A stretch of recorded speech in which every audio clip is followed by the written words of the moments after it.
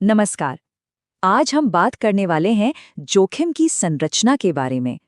अच्छा, जरा सोचिए, अगर आपके पास एक ऐसा नक्शा हो जो आपको ये बता दे कि आने वाले खतरों में से किस पर सबसे ज्यादा ध्यान देना है।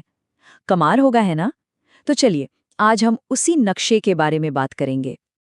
देखिए, आज की दुनिया कितनी अनिश्चितताओं से भरी है ना? किसी भी कंपनी को ले लीजिए, बाजार के उतार चढ़ाव से लेकर अपने अंदरूनी कामकाज तक हर तरफ से जोखिम ही जोखिम है। और इतने सारे खतरों के बीच ये तय करना कि भाई पहले किससे निपटा जाए, ये अपने आप में एक बहुत बड़ी पहेली बन जाती है। तो सवाल यही उठता है कि जब चारों तरफ खतरे हों, तो अपनी एनर्जी और रिसोर्सेज को आखिर लगाएं कहाँ? और बस यहीं पर हमारी मदद के लिए आता है एक बहुत ही सरल लेकिन जबरदस्त टूल, जिसे कहते हैं रिस्क मैट्रिक्स। तो चलिए मिलते हैं इस रिस्क मैट्रिक्स से। ये है क्या चीज़? ये आप समझ लीजिए एक ऐसा स्ट्रक्चर्ड तरीका है जो हमें जोखिमों की भीड़ में से सबसे ज़रूरी वाले खतरों को पहचानने में मदद करता है। इसका सीधा सा मकसद है ताकि हम सही जगह पर फोकस कर सकें। तो ये रिस्क मैट्रिक्स आखिर है क्या? अगर बिल्कुल सीधे साधे शब्दों में कहूँ तो ये एक विजुअल चार्ट है।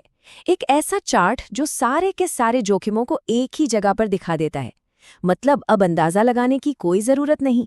ये हमें एक साफ तस्वीर देता है कि भाई कौन से खतरे सबसे बड़े हैं और किन पर फौरन ध्यान देना जरूरी है। अच्छा, तो ये काम कैसे करता है? बहुत ही आसान तरीके से। देखिए, हर जोखिम को बस दो पैमानों पर तौला जाता है। पहला है संभावना, मतलब उसके होने के चांस कितने हैं। क्या ये बार बार हो सकता है या कभी कभार ही होगा? और दूसरा है प्रभाव, यानी अगर वो हो गया तो उसका असर कितना बड़ा होगा। क्या ये बस एक छोटी मोटी दिक्कत होगी या फिर कोई बड़ी मुसीबत खड़ी हो जाएगी? तो इस तरह से ये मैट्रिक्स हमें उलझन से निकालकर एक साफ तस्वीर दिखाता है।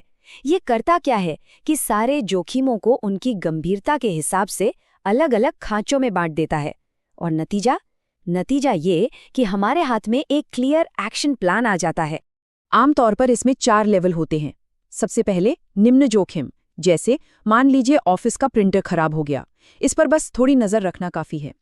फिर आते हैं मध्यम जोखिम, जिनके लिए हमें थोड़ी बहुत तैयारी करके रखनी चाहिए। इसके बाद है उच्च जोखिम, इन्हें कम करने के लिए हमें बाकायदा काम करना पड़ता है। और आखिर में आते हैं गंभीर जोखिम, जैसे कोई बड़ा साइबर हमला। इन पर तो भाई तुरंत एक्शन लेना ही पड़ता है। तो इस मैट्रिक्स की असली कीमत क्या है? ये सिर्फ जोखिमों की एक लिस्ट बनाने के बारे में नहीं है, नहीं, बल्कि ये हमें एक ऐसा स्ट्रेटेजिक फायदा देता है जो किसी भी ऑर्गेनाइजेशन की कामयाबी के लिए बहुत बहुत जरूरी हो सकता है। इसके फायदे तो कई हैं। एक तो ये हमें उन छिपे हुए जोखिमों को पहचानने में मदद करता है जो शायद नजर ही ना आते। दूसरा, ये बेहतर फैसले लेने में हमारी मदद करता है।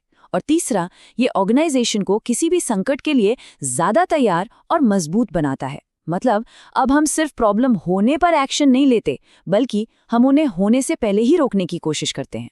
और इसका जो सबसे बड़ा फायदा है ना, वो इस एक लाइन में छिपा है। सारे जोखिमों को एक जैसा समझने की गलती ना करें, बल्कि अपना ध्यान उन पर लगाएं जो सबसे बड़ा खतरा है।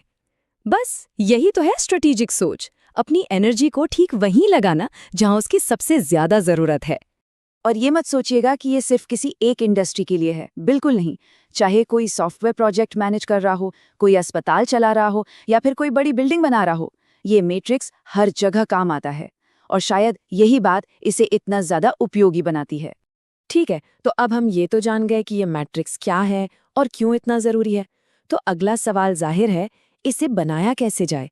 तो चलिए अब स्टेप बाय स्टेप इसकी पूरी प्रक्रिया को समझते हैं। देखिए, प्रोसेस काफी सीधा है। स्टेप 1, सबसे पहले तो ये सोचिए कि क्या क्या गलत हो सकता है। उन सारे जोखिमों की एक लिस्ट बना लीजिए। स्टेप 2, फिर हर एक के लिए ये अंदाजा लगाइए कि उसके होने के चांस कितने हैं और असर कितना बड़ा होगा। स्टेप 3 और 4, इसके बाद उन्हें मैट्रिक्स पर सही जगह पर रखिए। स्टेप 5, जो सबसे गंभीर जोखिम है उनके लिए एक पक्का प्लान बनाइए। और स्टेप 6, जो सबसे जरूरी है, याद रखिए, इसे समय समय पर रिव्यू और अपडेट करते रहना है, क्योंकि जाहिर है जोखिम तो बदलते रहते हैं। अब आखिर में एक बहुत जरूरी बात याद रखनी है। ये जो रिस्क मैट्रिक्स है ना, ये कोई एक बार का काम नहीं है कि बनाया और भूल गए। नहीं, ये एक मजबूत भविष्य बनाने की दिशा में एक लगातार चलने वाले सफर का हिस्सा है। देखिए, इसकी असली ताकत तभी सामने आती है जब ये सिर्फ एक कागज का चार्ट न रह जाए, बल्कि ऑर्गेनाइजेशन की सोच का, उसके डीएनए का हिस्सा बन जाए। ये एक लिविंग डॉक्यूमेंट की तरह है, जो आपके काम के साथ साथ बढ़ता है, बदलता है और आपको हमेशा दूसरों से एक कदम आगे रखता है।